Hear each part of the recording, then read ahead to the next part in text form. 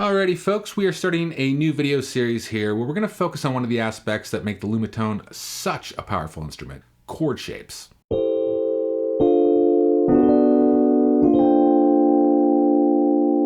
Knowing these shapes of any given chord type can act as a cheat code for thinking less about the technicalities of writing and performing and let your intuition take the forefront of making music. Unlike a piano, if you know the shape of any given chord type, you can plop that same shape anywhere on the board to play the same chord type. So let's start by going over some of the tasty shapes of the standard 12-tone tuning we all know and love.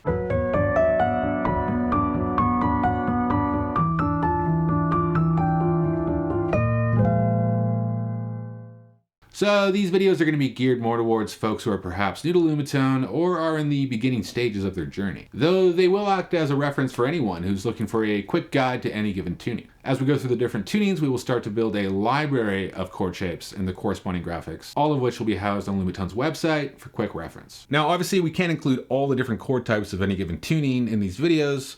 These will just act as a jumping off point. But as time goes on, we will continue to add more and more to the online chord shape library. But let's just start with some basic shapes here with 12 notes equally divided through the octave. For those who are fully new to Lumatone, this is the standard layout you see on most Lumatone presets, which easily replicates the familiar piano layout. The white notes are our naturals. And these blue notes are our sharps. We have our basic triad shapes. We have the major third and the minor third. The darker blue key in the graphic there represents the root note, which definitely comes in handy with inverted chords when you want to know where to plop that chord isomorphically. And remember, these shapes retain their form no matter where you put it.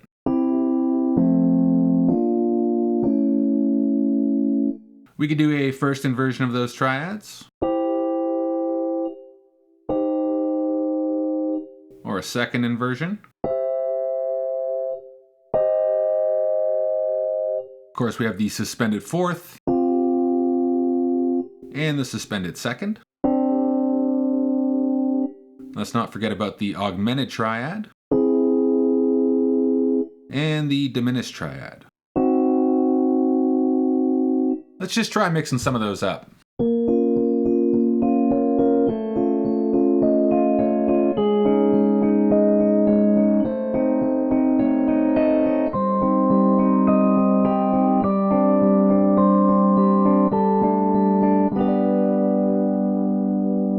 Moving on, we could do a major 6, or the minor 6,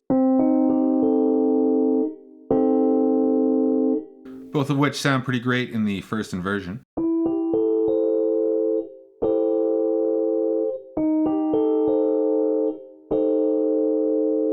There's the always trusty major 7, and the first inversion of that. Second inversion, and the shape of its third inversion. And we can do the same thing for the minor 7.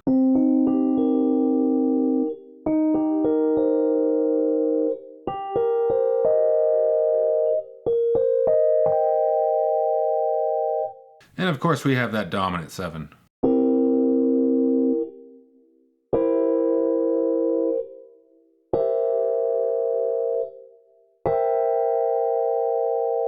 Now we have the shapes of some more ingredients to throw into a musical soup.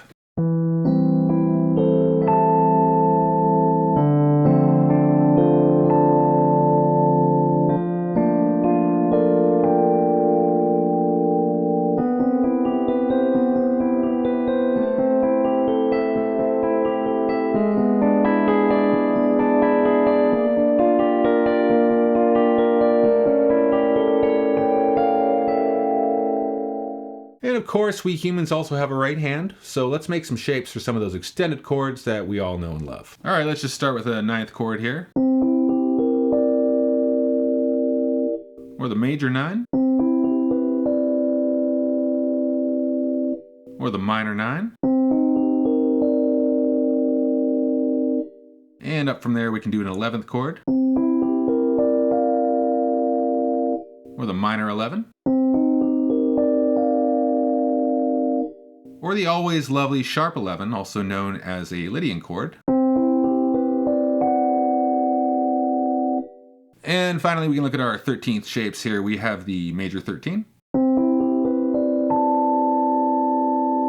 the dominant 13, and the minor 13. Now we can really start having some fun throwing some of these shapes around.